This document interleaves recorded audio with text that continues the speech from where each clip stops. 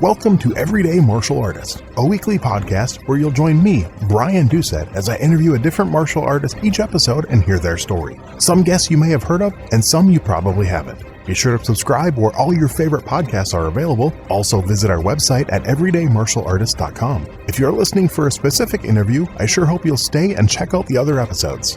A very special thank you to Topher Williams for our custom theme music. And now, the newest episode of Everyday Martial Artist. Everyday Martial Artist is brought to you by KOOnline.com for all your martial arts needs. Sparring and safety gear, rank belts, uniforms, weapons, patches, and more. Wholesale supplies made by martial artists for martial artists. Visit us today at ko-online.com. Hello and welcome to Everyday Martial Artist. I'm your host, Brian Doucette, and as we do every week, we're joined by a brand new guest talking about their life and their journey throughout the world of martial arts and other stuff they're involved in. My guest today has been training in martial arts for over 30 years. He got serious in 1995 and attained his black belt in 99. Took a break when his instructor retired and returned in 2006. He's been teaching now for almost 25 years and has had a full-time studio for almost 10 years. In 2022, he opened a second location, and since then, he's had multiple black belts open their own schools. He's the owner and instructor of Heads of the Valley Tang Soo in South Wales, UK. He used to be a music teacher and even played in a few bands. Please welcome my guest today, Mr. Angus Rogers. How you doing today, sir? I'm doing fantastic, Brian. Thanks for having me on the show. Hey, thank you. I know I say it to every guest, and I truly mean it. I know how hard it is to schedule this stuff, and especially when you're in other countries and the time zones are a factor. And so I truly appreciate your time, and I'm glad we're sitting down to do this. No, it's fantastic. Really looking forward to it. Cool. Well, I know you've listened to the show a few times, so you kind of know what we do, but what we want to do is we want to go back to the beginning. I know I mentioned over 30 years, but I want to know how that started, what led to that, where that first interest came from, that first spark that kicked off your martial arts journey. Again, it seems like a cliche now because so many people like me and yourself got into martial arts for the same reason. Watching old movies. My dad, when I was a kid, was probably showing me movies that I wasn't appropriate to me. You know, we'd watch Game of Death, and we'd watch Police Story 1 and 2, and then he'd show me Enter the Street Fighter, which is like X-rated. I just thought these people were superheroes. Like, we would watch the superheroes like with the masks on, and I just thought always martial artists were superheroes without masks. So even as a little kid, I wanted to do martial arts. And then I think it would have been the time of The Karate Kid. Mm-hmm. I would have watched that on VHS. And for the first time, it wasn't a superhero. Like, I could identify myself as Daniel-san. Does that make sense? Perfectly, You see, you could do it. So we moved to a new town. There's a martial arts school. And I always feel bad about bad mouthing this martial arts school because I can't remember anything about it. The only thing I remember is they didn't wear gis or dobok, and all they did was spar. Really? And I was very little. I was about 6 years old, and I just remember getting the absolute crap kicked out of me. Like the 3 lessons I went, wow. And I remember the instructor being very unsympathetic. And in my head, then because I love movies so much, I just thought Cobra Kai is real, and unless you have a Mr. Miyagi to be in your corner, you're not going to learn real martial arts. And I was just totally, that was it. I had my time with it. And it's what you were saying pre-podcast about your friend who had a bad podcast experience. I had a bad martial arts experience. Then I thought that was all martial arts. Mm-hmm. So I just abandoned it and, kind of said to myself, it's not for me. And, exercise and things just didn't come into my head. Like one of the things that happened when I was 3 years old was I had this really deadly form of meningitis that kills a lot of people. So I had brain damage and actually a stroke. So I didn't even realize this at the time, but I had really bad coordination. I had dyspraxia. So like team sports and like catching a ball and all these like playtime things, like riding a bike, all the things you do when I'm a kid, I was incredibly bad at.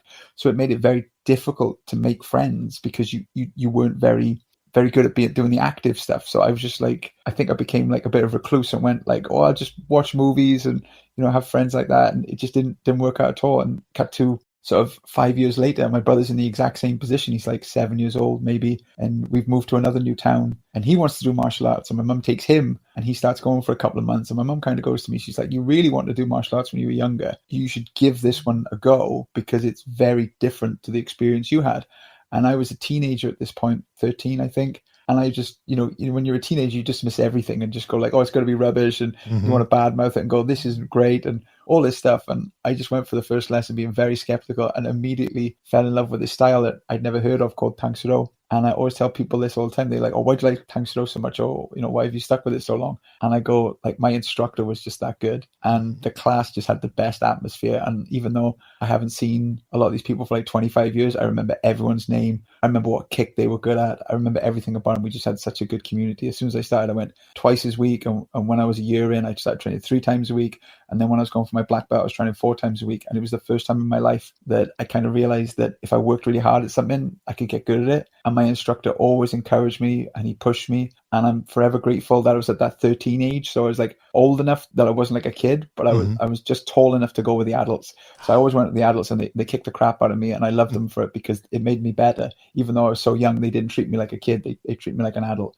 And I've always respected that about martial arts. That's so weird though. You talk about that very first school you checked out. I mean, nowadays I can see that with like not wearing dobaks and not wearing gis and stuff. But back then that was kind of unheard of. So that's interesting to know what style it was, if you remember. I usually call it a kickboxing school, but again, I try not to say kickboxing. Yeah. Because I don't want to say it was because I don't know. I wasn't there long enough. Yeah. There's a lot of like freestyle karates where, again, like I've seen it so much more since I've been in the martial arts world, where a guy would like get a green belt or a brown belt or something in their studio. They'd fall out with their instructor and they go like, oh, it's the easiest thing to do, just open a martial arts school. Because I guess back in the mid 80s, nothing was regulated. You could just lie about your qualifications and there was no internet to check up on you. So I guess they could get away, but I don't want to put words into this story that I have from when I was 6. I just remember I hated it. I absolutely hated it.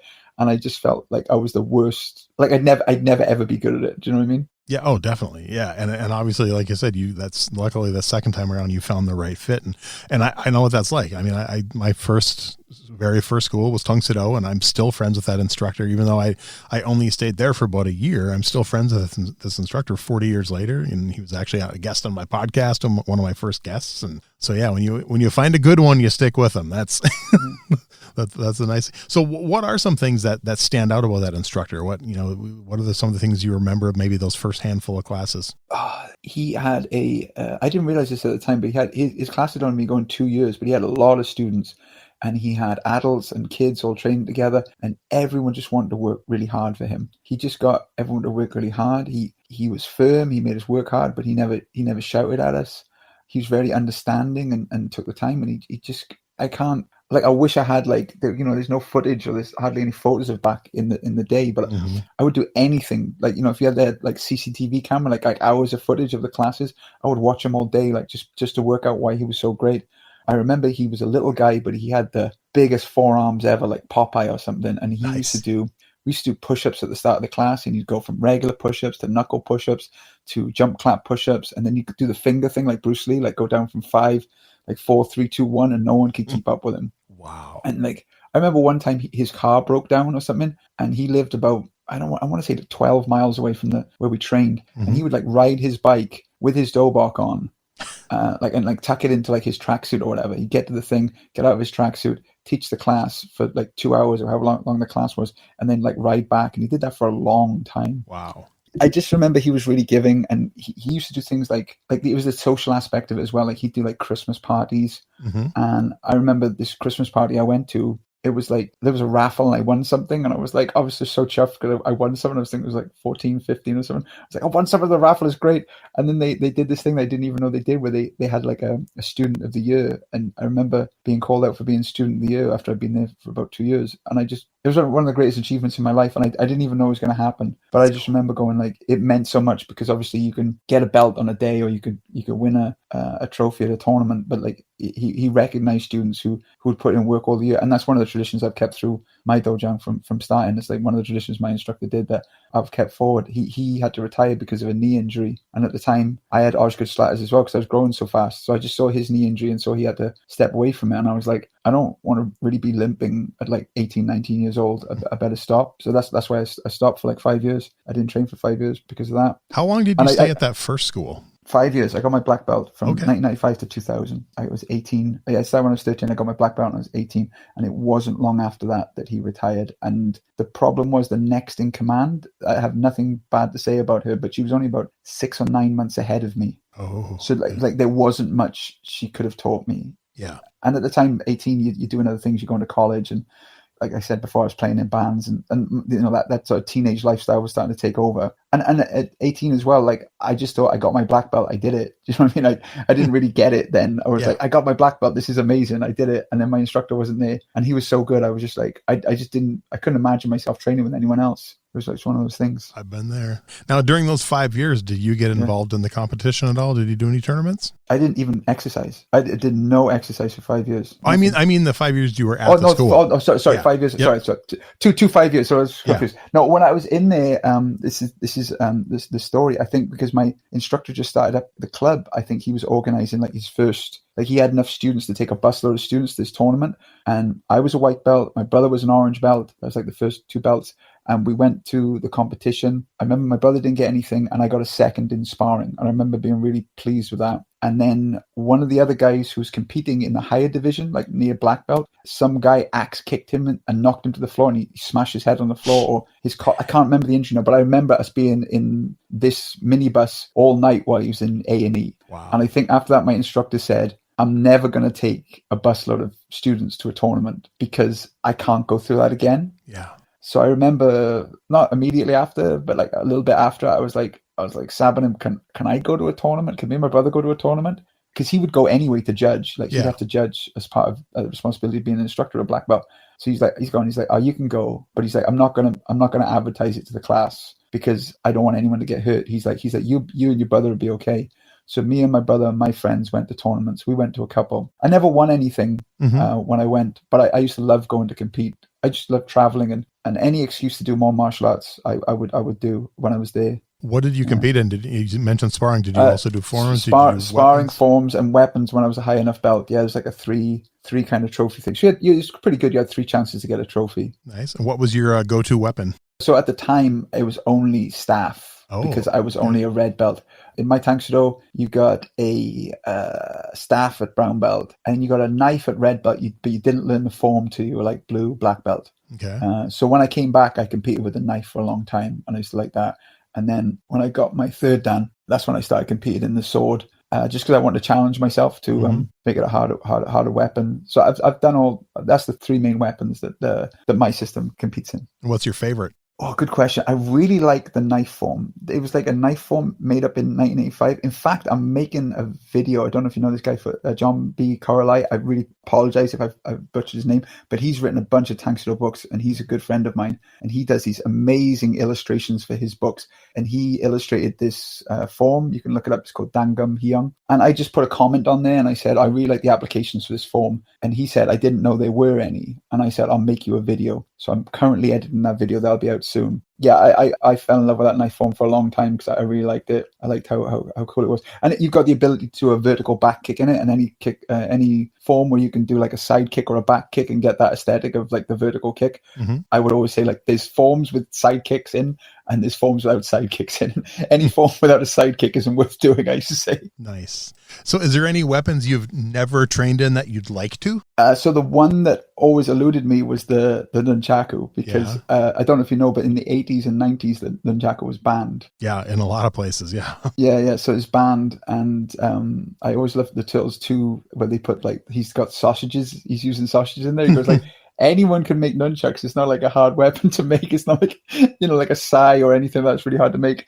It's like, anyone can make it. So it's pointless banning it. So I never got a nunchaku. And again, before, because I said I was so clumsy, I was always scared of hitting myself. And then like, as modern times came around, they made foam ones. Yep. And I would mess around and like copy Bruce Lee and do the simple stuff. Nice. And then this was just before lockdown. In my dojang, I know how expensive it is to go and travel to like instructors around the country. So I'd say like, I'll go, and maybe some of my black belts will go, and we'll come back and we'll teach you everything that they learned. Because like, if you take a busload of students there and you pay like £40 a head, that's a lot of money. If I just go me and then come back, they get all the information. Yeah. So I would do this thing. I would go out and meet these people. And if I got on with them, I would just offer them, it was like inviting someone back for coffee. I'd say, do you want to come teach at my dojang? And a lot of people would say I was too far away, but other people would say yes. And I was actually going to get this guy to come down in 2020 in like, I think it was like, he was coming down in March 2020 or May 2020, sometime like that. He was all booked in, and my students bought the nunchucks. I said, I'm going to get this guy. He's amazing. He's a good friend of mine. He's going to come teach you some nunchaku. You'll be great.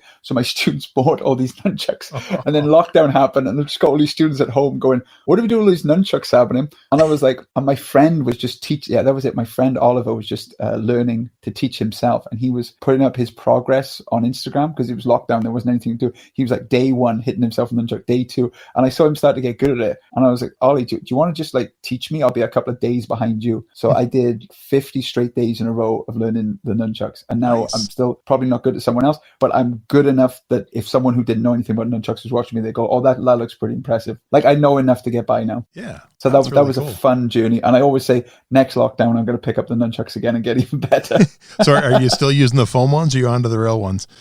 No, my friend Ollie was like, you got to start using real ones now. So anything I'm practicing, I use the foam ones. And then when I have the routine down, I have like wooden ones I use. Yeah. See, and I've never, maybe because I first learned on wooden nunchucks when I was 10. I didn't see, the first time I saw foam nunchucks, I was probably close to 30 before I even saw, and I've tried, they're too light. I'm too used to the weight of wooden ones. I dropped the foam ones, but I never dropped the wooden ones. So it's because I practice at home and I'm just scared of it flying off and like breaking a TV or breaking something. That's I broke a window in my dorm with a pair of nunchucks when they snapped actually. So I get that too. It was just this thing. I was like, I'm going to be rubbish at it. So, and again, I tell people all the time, it's the perfect metaphor for martial arts because there's this great juggling book where like you open up the juggling book and it says like step 1, pick up the ball. Step 2, drop the ball on the floor. Step 3, pick the ball up. Step 4, you will do this a lot. And I say this about martial arts, it's like you're going to fail so often, but when something works, it'll be the best feeling in the world. And that's what the nunchucks is to me in a nutshell. I'll be like this sucks. Oh my God, this is amazing. Yeah. And I go like, that's martial art. It's like in like, like for a single thing where like no partner or anything else, it's the greatest example of martial arts for me because you fail so many times. And when you get it right, you just can't surpass that feeling. Yeah. I know my instructor, I think it was my purple belt test back in like 94, probably a long time ago. Mm-hmm. And he remember like literally the day of my test, he's like, so what are you doing for a weapon, sir? I'm like, excuse me? He's like, oh, I forgot to tell you. I'm like, he goes, all right, you have go out there for 2 minutes and make up a nunchuck demonstration. I'm like, okay, yes, sir. Nothing planned, nothing prepared, but luckily I had been training with them for a long time, so I actually made it without dropping them. So, but yeah, they are a fun weapon. I do enjoy them a lot. So you mentioned, of course, you have a school and stuff, and I said that in the intro. So that 5-year break, what was it that drew you back into it? What made you want to get back in and start teaching? So do you know the philosopher Carl Jung? Yes. So he has this thing called Jungian synchronicity. Mm-hmm. And I live my life by it. So people call it fate, people call it luck, people call it like coincidence, whatever. And what I like about Jung's theory on it is that if you find meaning in it, then it's important. If you don't see any meaning of it, it was just nothing. Do you know what I mean? Yeah. So this meeting with this friend I had when I was about to come back, it was random because I was living in the town that I have my dojang now. And I would walk from my house to the shop. I can't remember what I was going for, but I ran into someone that I've never seen in town before, would never see normally. And we're just walking past each other. And I'm like, he used to train with me. I'm like, Dave, how's it going? And he's like, oh, how's it going, guys? And we start talking. And he asked me about my knee. And I go, yeah, my knee's fine.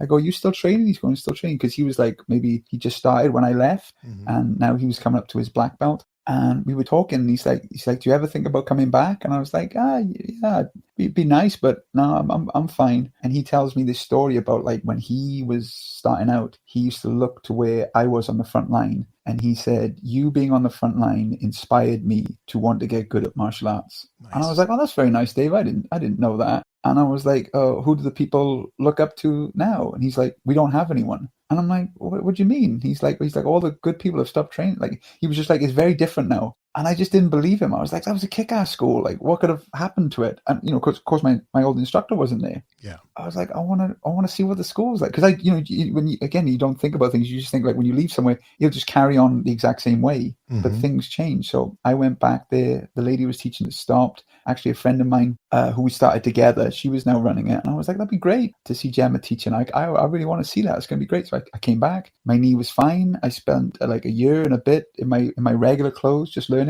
And then the master of the area, he said I could wear my black belt again. I'd proven myself. So yeah, I came back, and a friend of mine, Andrew Kilsby, said you should try and go for your second dan. You should do that. And so I did. And when I was coming for my second dan, my master instructor in my area just said, he said, it's time for you to open a school. And I was like, yes, Sabarim. And then I had to talk to one of my band members and go, well, I guess I'm not playing in bands anymore, because like I could never do that to either. I couldn't say to my bands, like, the martial arts is more important. And I wouldn't feel comfortable saying to my martial arts school, like, well, sorry guys, I've got a gig, I've got to go. So I just knocked the band thing on the head. Wow. Because like I would see like loads of old guys lugging equipment. I was going, that equipment just doesn't get any lighter as you get older. I was like, I do not want to be old lugging equipment. Nice. So I thought I'd leave the band game when I was still young and healthy, and I got into the martial arts, and that's how it goes. And I purely did it as I was trying to help out my instructor. But after, you start teaching, you start to fall in love with your students' progress and helping them. And I always also realized it helped me become a better martial artist as well. I often tell my students, I say, watch this footage of me before I started teaching, and watch me 4 years later. I'm so much better since I started, because I just had to mind my P's and Q's, everything I did, and I had to break everything down. And you know the story. Oh yeah. But it was really like, this is the next, if you want to get better, start teaching. There's like this old saying, you probably heard it a million times, but if you watch something, you're taking like 2%. If you write it down, you're taking like 10%. If you do it, you're taking about like maybe 40, 50%. But if you have to start teaching it to someone, you kind of get it 80, 90%. Yep. I know I look back at my notes, because the notes I had from when I first started martial arts, I'd write down everything I was doing, all my technique. And when I started teaching people, I started looking at my notes, and I'm like, I need to write this different, because it's from a teaching's point of view. I'm looking at it, and I pretty much rewrote all my notes.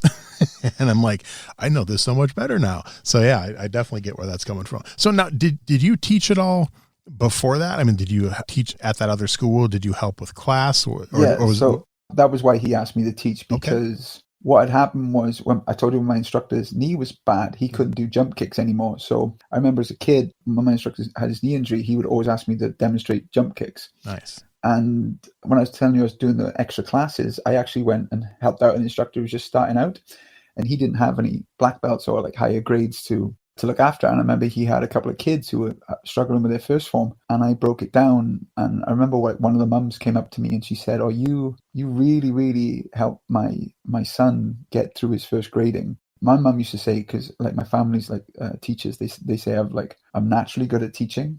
And for the longest time, I didn't believe them. Now I kind of do, because I do it all the time. But I remember being a kid going, "No, I'm not good at this. This is just there." I think I'm just patient, because I know how difficult it was for me to learn all this stuff. So I always have that empathy going, like, yeah, it was really hard for me, so I should go really slowly for the people I'm teaching, and egg them on. Like I remember sometimes my master would send me to the back with people who he was like, "I can't teach you, you're unteachable." And he'd go, "Angus, go teach them." And I go, "Okay." And then he'd go like, "Oh, you got him to do the thing I wanted to do. Well done." So he knew that I had like this patience and stuff. And then when I got to second dan, third dan, my instructor would go away to like America to camps and stuff. And even though I wasn't the highest ranked student, he'd always ask me to cover the classes.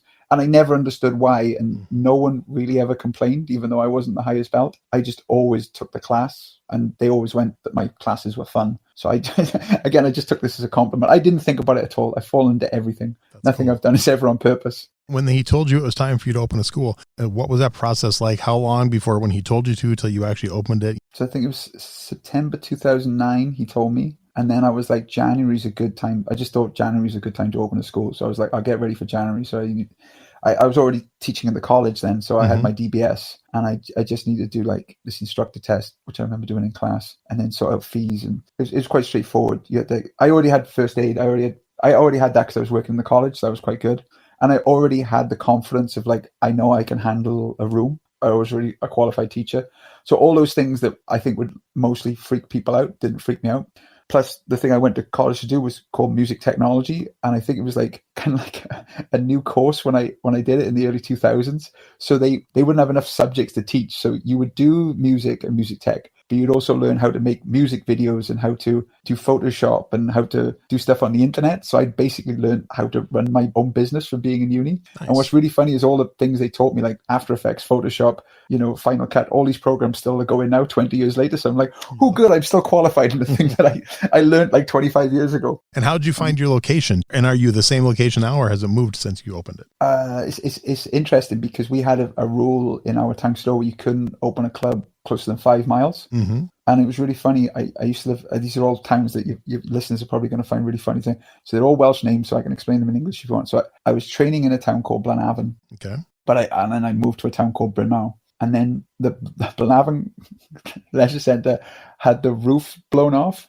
And then like the leisure centre just closed down. So they moved 5 miles further away into another town called Abersucken. And I can't remember where we had to be moved out there, but we moved out there to another place called Trevethan. Then it was Newport, then it was Cardiff. So I was getting further and further away from where I lived to keep training with my then master. And it was just ridiculous. It would take me like 2 hours to go to class and come back. And I was going, this is ridiculous. It was 5 minutes away and now it's an hour away.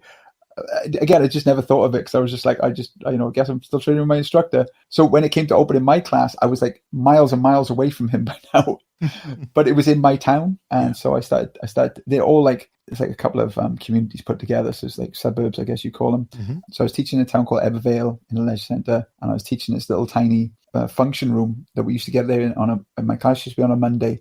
And we would get in there and it was like just covered because they obviously rented out for parties. So it was like the floor was disgusting. It was like covered in like cake and balloons and stuff from the night before. And I'd have this word with the leisure centre going, can you just clean this before my students come in with their feet? It was like terrible. Wow. And then we moved to a better room and a better room and a better room until they had a new leisure centre. And basically my club got too big for that leisure centre. So I moved back to my original town, Bryn Mawr, and there was like a unit there on an industrial estate. And I worked out that the money I was paying the leisure centre for twice a week, I could have the whole building for a month. Wow. It just became like a no-brainer. And that's where I've been since 2017. And like, how big is it compared to the other place? Like size-wise, is it the same size or bigger, smaller? So again, I taught in a bunch of rooms, but the main room that we were at, the dance studio, it was big. It was bigger than that. It's like 1,500 feet. So it's like 1,500 feet. Yeah. Okay. So it's not massive, but it was like big enough because I hate big classes anyway. Like if you got 60 students in a class and you're teaching for an hour and a half, you're not going to get around those 60 students. There's no way. So my classes are anywhere from 8 to 24. That's like the biggest class I teach. Okay,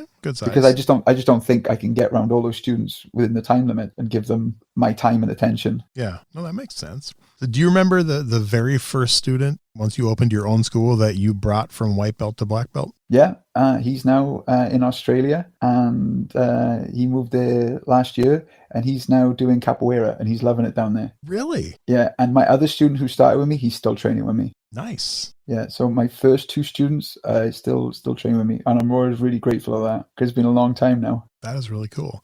So think back to your first school when you first started teaching and helping out all the way to now. Over all those years, what do you think has changed the most about your teaching style? I'm now more. I said this in a bunch of times. I would say that when I first started teaching, I had this idea that I wanted everyone to be me. Because I was like, I know what I'm doing, so I'm going to make everyone like me, and then everyone will be great, and then it'll be perfect. And that is like a selfish, egotistical thing that I think most people do because they don't know any better. Mm-hmm. And then the more I taught, the more different people I taught, I was like, all these people can't be like me. That's impossible. Like, that's not going to fly. I know what I need to do. I need to make this person the best version of them. And then they'll be their own person. And this is really reflective with I have 2 instructors who teach at my gym. Some of them have their own schools. And I can see my DNA in them, but they are so different. The one guy he has like the strongest forms and he loves competition.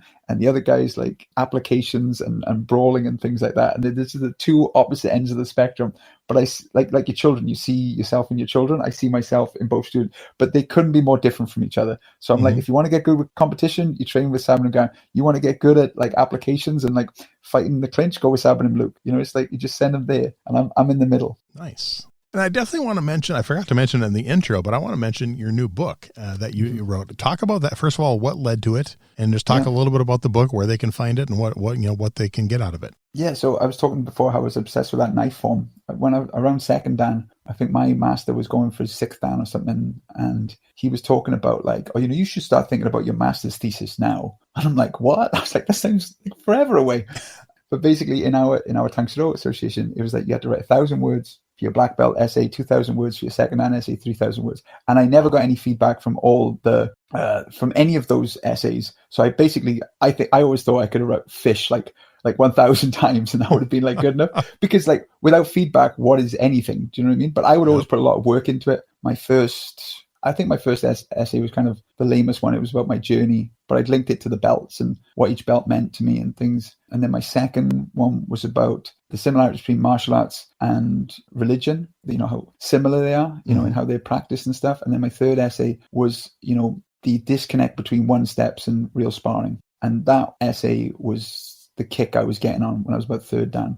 So when it came to your master's thesis, you have to write it on 20,000 words. And whatever you write it on, that's what you become like the master of. So if like I'd done it on nunchucks, I would have been the master of nunchaku. Do you see what I mean? Okay. And I was thinking at second dan, I was like, oh, maybe I'll do, because we only had one knife form. And I was like, well, for my master's thesis, I'm going to come up with a second knife form and justify it and stuff. And I was like, and then I abandoned that idea. I was like, that's stupid. That's so much work. But when so my master retired and he taught me a bunch of applications. And when he retired in 2014, that same gap that I felt when my first instructor retired, I felt the same gap. But at this point I was already teaching. So I was like, right, I'm not going to quit. I'm going to keep going, but I want to keep learning. I definitely don't want to just become a teacher. I need to keep learning as well. So I just reached out, typed into the internet, Nahanshi fighting, because that's what we were working on at the time. And the first person who popped up was Ian Abernathy. Probably your listeners know about Sensei Abernathy and his work, probably one of the top guys in reconstructing form application and stuff. And I watched his videos, bought his DVDs,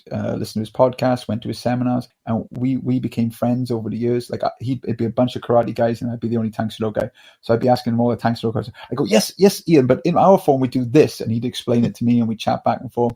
And then I started putting out my own application videos, and he used to have like forums on his website, and I post my little silly ideas on there, and he started to get lots of responses, and he's like, oh, your videos are really good, keep doing them. So I did, and by this point I think I started writing my thesis in 2022. Yeah, so 3 years ago I started writing it, and I basically wanted to put all my ideas into a structured syllabus. So like I said, I hated the one steps. In my association I was in, we had 90 one steps that you had to learn for your black belt. And again, when I was a kid, I just learned them because I just like learning stuff. Like I like collecting techniques, as you do. And then when I started teaching, I would realize how much anxiety my students were getting from trying to memorize the one steps. And I just realized I was like, this is the wrong kind of anxiety. You should have, self-defense situations should induce anxiety, but it shouldn't be on remembering things. So I went, right, well, why aren't the one steps have anything to do with the forms? Because everyone remembers their form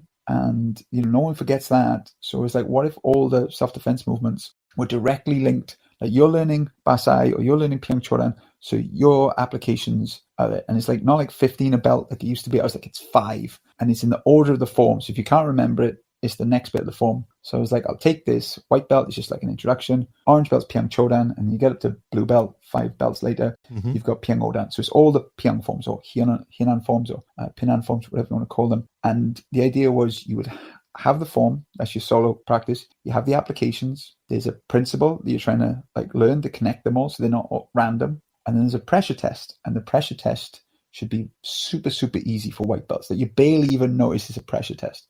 But by the time you get into your black belt, it should be as close to realistic as possible within the parameters so no one's injured. And that was the thesis. I remember I submitted it to the panel and they just got back to me from America and went, this sounds too ambitious. Who's your mentor going to be? And I was like, Ian Abernathy. And they just basically called me they were like, liar. And I was like, no, we're good friends. Like, here's a picture of me and him together. We're good friends.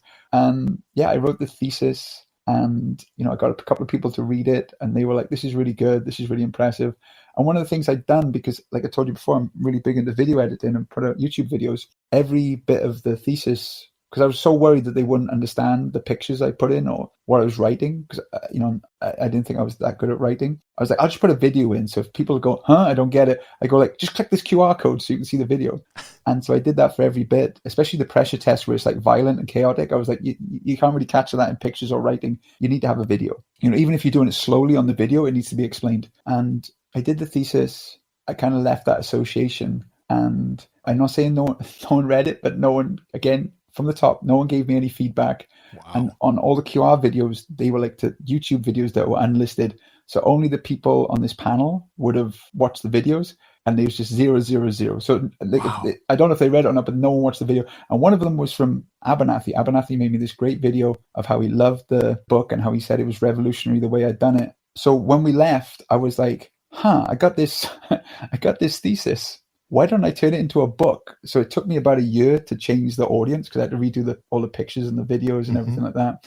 And instead of writing it for this very specific audience, I wanted it to be accessible, not for just the Tang Soo practitioners, but anyone who did, like, obviously not grapplers, or obviously not people who are already on the path of what I call practical karate, but for people like myself who like the sort of 3K karate, where you do your line work, you do your forms, you do your one steps, and you do your sparring, and none of it has got anything to do together. I was like, I want to help people, whatever martial art they do, find the holistic link that I found through structure. And by building, not saying you're going to be this amazing athlete when you're a white belt, but also when you get your black belt, like, you've never been punched in the face. I just think you did it wrong. If you got a black belt and you have like no injuries or no stories about being kicked through a window, I was like, you did it wrong. Like, there should be some stories in there. There should be safe stories with no one dying or having serious injuries, but there should be some stories of absolute chaos in there that you can tell years later. Yep. So it took me a year to change it, and then I had a year of people kind of checking it for me. And I was very fortunate to meet this student of mine,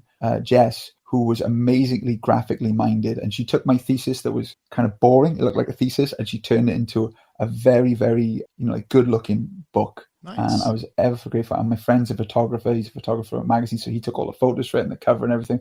So the book has come out way, way better than I could ever imagine. And then since I've been promoting it the past couple of months, pretty much everyone has said the same thing to me, that they've never heard of a book like mine before that links the learning. So, for example, and this isn't even something I thought of when I put it together. Like, you watch the video, and let's say you're watching the video, Brian, and you go like, well, what if they did this? You could comment on the YouTube video, and then I could comment back to you, and we could have a discussion, and I could link you to another video and go like, well, this is what I meant. Or in this particular situation, we're up against a much bigger person, this would happen. Because again, in the book, you don't want to talk about every single scenario and every single part of the game, because it gets boring. But in a conversation back and forth with someone, which is how people connect these days, it's totally viable. Whereas the book still stays this still thing in time. Cool. But the book is a two-way conversation. And like I said, I'll put a link for it when the episode comes out, so people can check that out. It's called Recipes Do Not Make Delicious Meals. And from the front cover, it looks like a cookbook. Yeah, I noticed that. It's a cool title, though, because it's not, I mean, there's only so many titles you can come up with for martial arts books, I think. So. Well, I've just seen so many karate books and martial arts books over the years where it's just like a black and white picture of an angry guy. Yeah. And I was like, I don't even want to be on the cover. Like, it's not about me. It's always in the martial arts. I'm always about helping people.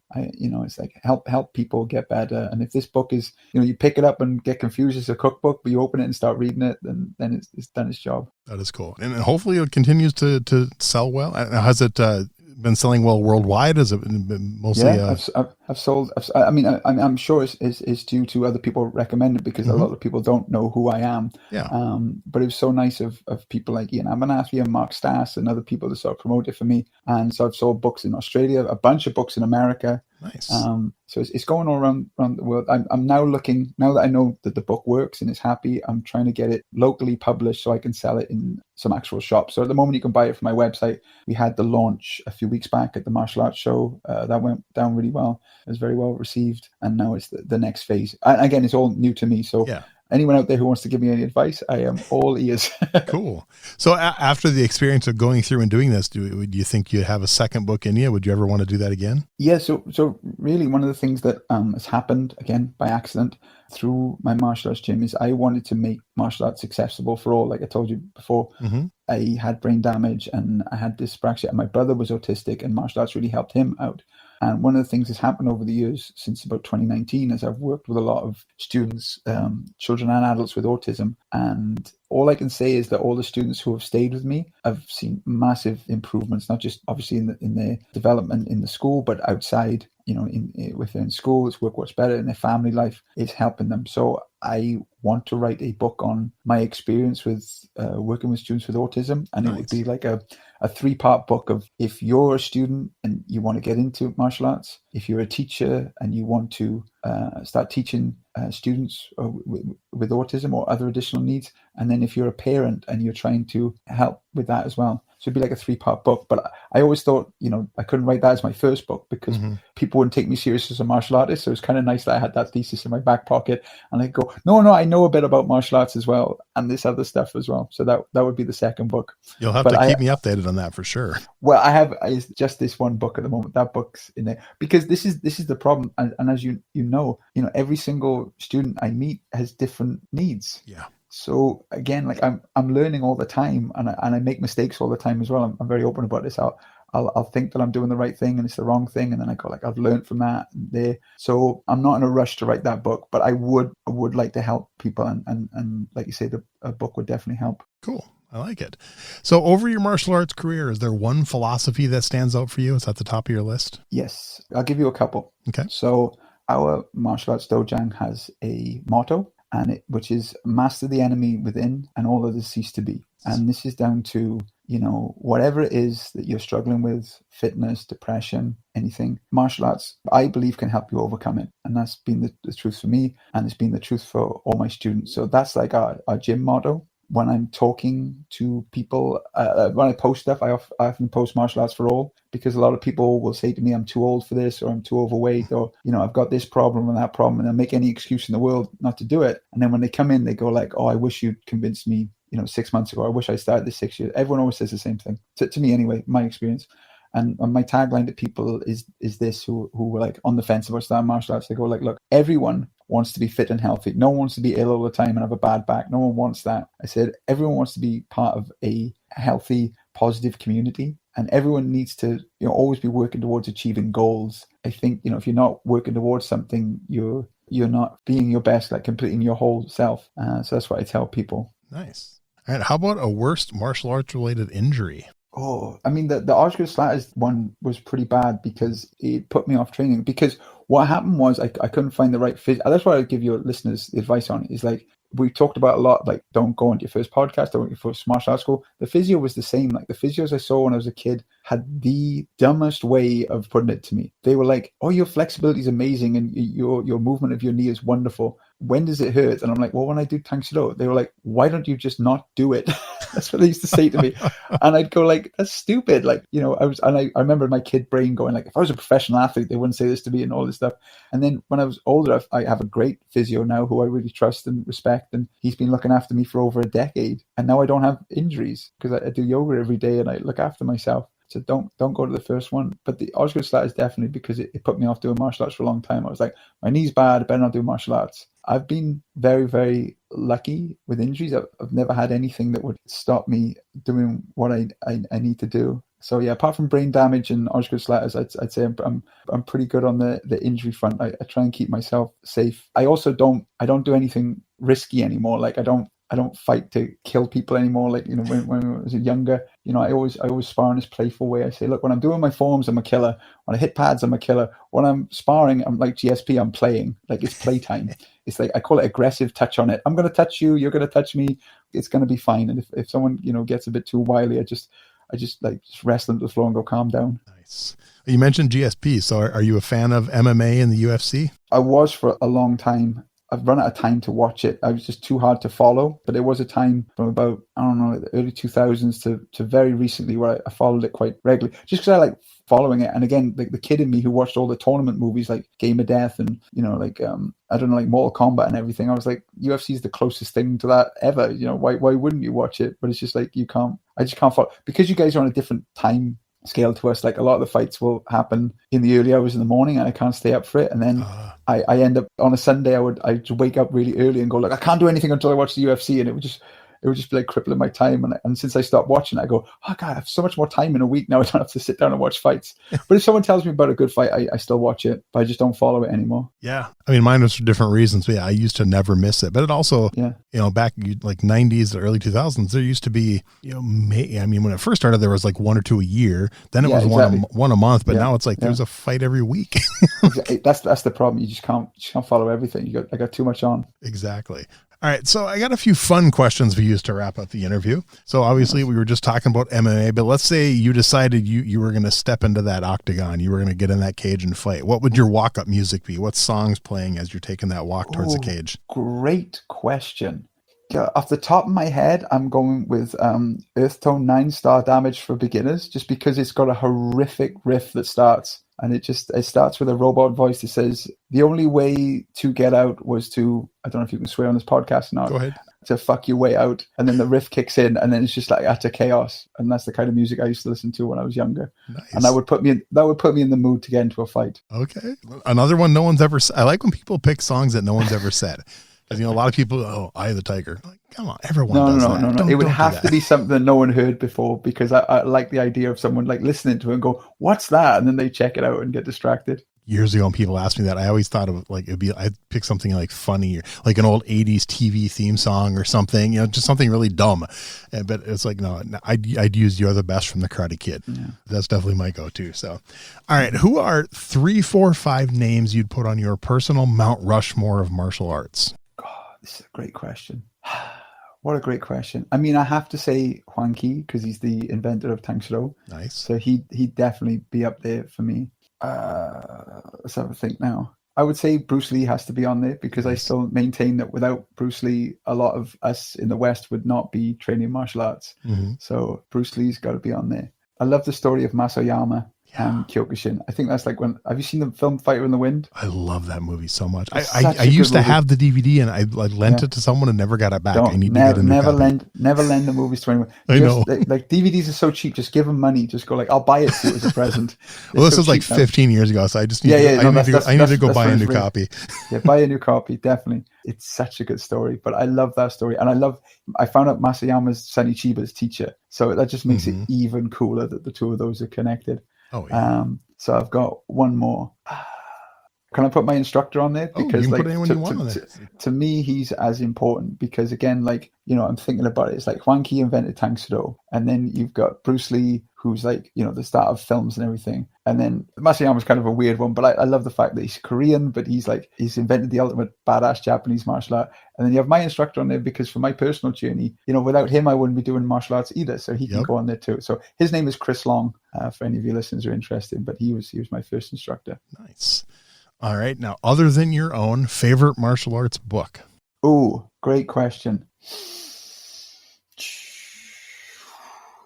Again, I'm trying to think off the top of my head now. And I loved Bill Superfoot Wallace's dynamic kicking and stretching book when I was growing up. Nice. That is a book that I would read over and over again, and I would do all the movements to it, and I would follow them to the letter. And I remember that book made me a better kicker. So I owe all my kicking to that book, and I love that book so much. And I tell people all the time, it's still a great book, even though it's like, I don't know, like 30, 40 years old. I'm trying to remember when that came out. I want to say it was probably the 80s. Yeah, but I didn't get it till, like, you know, I started martial arts. So probably I got it in like 1996, 1997. But as soon as I got it, I just followed the book like start to finish over and over again. It was released in 82. I just looked it up. That's as old as me then. Yeah, I probably I know I have it somewhere, and I should probably try to get a new copy, because mine's pretty beat up. And another book, if I can add another book that changed my life, is Chuck Norris's autobiography, his first one. Nice. That book's amazing. That's such a good book. That's cool. I think you're the second person that's mentioned the Chuck Norris book in the last few weeks. Good. So yeah, that's a good one. All right. How about a favorite martial arts video game? Did you ever get into gaming? Oh, yes. When I was a kid, I don't have time to play games now, but I would so play that. There's a game where you're like, I've seen it advertised. My friends have played it, where you fight people, and if you lose, you get older. I don't know what it's called, but that, if I had time to play games, I would definitely be playing that. My favorite martial arts game was called Kensel's Sacred Fist.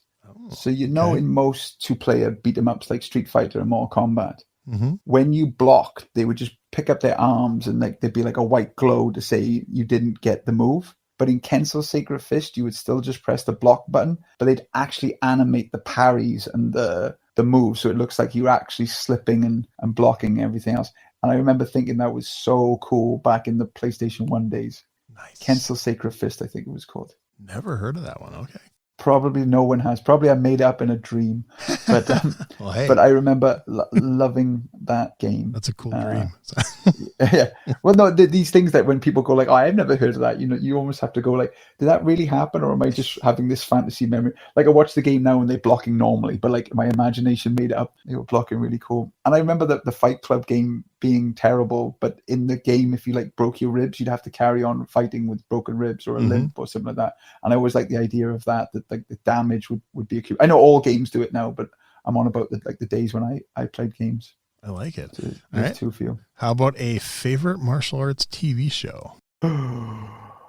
Oh, it's got to be Warrior. That's like the best TV show ever. Like there's so many before, but like Warrior just wins like everything. I agree. I didn't get to watch it when it first came out. I watched it when it hit Netflix. Yeah. And I binged that whole series in, I think it was like 5 days.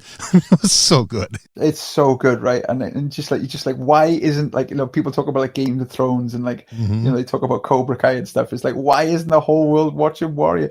It's Bruce Lee's show. Yeah. It's so, I've recommended, everyone I've told to watch it has loved it. Yeah, I recommend it to people. I say to people, even if there was no martial arts in it, I'd still watch it because it's that good. Yeah. Like the martial arts is just like the icing on the cake for me. Yeah, I was lucky. I got to interview Brett Chan, the stunt choreographer, stunt coordinator for that show. That is series. So cool. Yeah, it was fun to chat with him, and it's such a good show. And I'll probably rewatch it again this summer once I get caught up on editing podcasts. But I think I've watched it twice now, so can't recommend it enough. Everyone, please go watch Warrior. Yeah, I mean, there's some ones from my childhood. Like I used to like the old like Ernie Reeves Jr., like the secret bodyguard, sidekicks and the secret bodyguard and stuff like that. I used to love all those when I was a kid, but they're terrible. Like you can't watch those again. They're just like in your memory as fond memories. But Warrior, you could put your hand on your heart and like just recommend it to anyone. I actually went back and watched Sidekicks like a year ago. Nice. How does it hold up? I still enjoyed it, but it was also the quality because I found it like on a YouTube thing, and it was the thing that's stupid is it's owned by Disney. So I wish they had actually clean it up and release it on like Disney Plus or something, because there's so much stuff that Disney have with Fox and stuff, and they just don't release it. But that was actually Disney, like owned by Disney from back then, because it was originally on the Disney Channel. Because it was the original movie was The Last Electric Night, and the movie did so well on Disney Channel they spun it off into the weekly TV series. So it's like, come on, I've actually emailed Disney and like, please put this on Disney Plus or release the DVDs. I'll buy them, I promise. Yeah, do it. All right, how about a favorite martial arts movie? So this is one that I don't know if your listeners have heard of, but my favorite martial arts movie is called The Tongan Ninja. Oh, you haven't heard of it? No, I haven't actually. It's a remake of Way of the Dragon. Really? But it's from the guys who did Flight of the Conchords. Really? Yes. And Jerome, that's how you say his name, he's the villain in it, and he plays action fighter. It's the stupidest film ever. You can watch it free on YouTube. It's very cheaply done, but it's amazing. And it's such a love letter to bad B-movie martial art films. I just like telling people all the time, because if you like Way of the Dragon, if you like Flight of the Conchords, and if you like deliberately bad martial art films, it's wonderful. I'm just looking it up right now. 2002. Yeah. All right. 2002. I have to make a plan to watch that this weekend. You'll know you'll like it or not from the opening song. Yeah. Because one of the lines in the opening song was the Tongan Ninja. He'll make your bed, and with the other leg, he'll kick your leg. With the other leg, he'll kick your head. The Tongan Ninja, that's it. Yeah, it's just so stupid. Wow. It's that level of stupid. Like there's a ninja bar in there and everything. I will enjoy it. Something tells me I will enjoy it. So well, please let me know how you get on with it. I will have to for sure. All right. Now this one doesn't have to be a martial arts movie. Any movie you've ever seen in your whole life. Favorite movie fight scene? Oh, it's got to be the fight scene from They Live, right? Oh, you're like the fourth person that's picked that one. Yes, it is the best. That's because it's the best. Like so Roddy Piper is the best. Yeah, just watched that movie with my teenage daughter like 6 months ago, and she loved it. I always enjoyed that film, and I just thought like they were so angry at each other. They're just so mad at each other, and then it's like all he wants to do is put on some glasses. That's so good. It's so funny. It's that whole movie. I mean, the fight scene's amazing, but the whole movie is just, I mean, we're here to kick ass and chew bubblegum, and I'm all out of bubblegum. A special shout out to Val Kilmer, because he just passed, but you need to watch the end fight scene from Top Secret where they're underwater having a fight, and this is before CGI, so they're actually underwater, actually punching each other. and they're like in a saloon and everything, and he gets punched through the doors. It's so stupid. Yeah. Love Val Kilmer. Love that movie. My favorite Val Kilmer movie though is Tombstone and Real Genius. Real Genius is another one. Yeah. And Willow. That's a good Willow's one. good too. Yeah. Nice. Yeah. All right. My final question, nothing to do with martial arts, but just because you're literally the second musician I've interviewed in a row on the show. And I'm just curious what type of band were you and what type of music did you play? So I was in a bunch of bands. I think at one point I was in like 7 bands at the same time. Wow. Like again, when I get into something, I really get into it. So I was a drummer, so I always had work. Nice. The band that was probably the most interesting, we were called Life Death Prizes. And I would describe it as jazz metal, like metal stuff, but it was in really odd time signatures, like 11, 10, and like 7, 6, and like really weird time signatures like that. Nice. And I used to love playing drums for that band. It was so much fun. That's cool. That's good. I mean, kind of sad you had to give it up, but I mean, that's still pretty cool. My daughter wants to learn to play drums. She's played flute since she was in 5th grade, but she wants to learn to play drums now. So We'll see. I don't know if I want a drum set in my house, but well, they do really good electric ones now. You can just give her electric ones with the headphones. Yeah. I thought about that. I told her, I said, if you clean your room, I'll buy you a drum pad and you can at least start practicing. Yeah. And then if you keep the room clean and get good, we'll talk about some electric drums maybe. So we'll see. That's a good compromise. Nice. Well, Angus, before I let you go, is there anything I forgot to ask you, or you just want to be sure we get out there really quick? No, just like if you like the sound of the book, check it out. If you want to check out my YouTube channel, I'm sure you put a link on there. Mm-hmm. One of the things that I've done that people seem to enjoy is I've done a Kictionary. So I've taken every kick there is, like a dictionary, and I've put them into an order. So it's up to 500 kicks now. Wow, that is cool. All right, yeah, cool. So that's a lot of fun. So Bruce Lee had this line about like, I fear not the man who knows 1,000 kicks. So I kind of want to get up to 1,000 one day, just so I can say Bruce Lee's not scared of me. He said it in all his quotes. He's not scared of the guy who knows 1,000 kicks. That's actually awesome. that is really cool. I wonder if this one's on your list. I remember my instructor at one of our old locations, he used to have this little newspaper clipping hanging on the wall as a joke, because it was an actual, out of the local newspaper, there was someone like an hour north of us selling this video, and it was the secret to the Armenian death kick.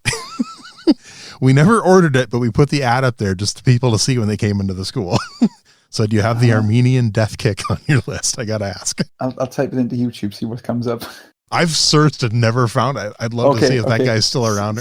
Secret technique. Yeah, I've never actually checked, YouTube or not, but I've just searched like Armenian death maybe the kick. next kick I make up, I'll call the Armenian death kick in your honor. That would actually be cool. I'd love to see that.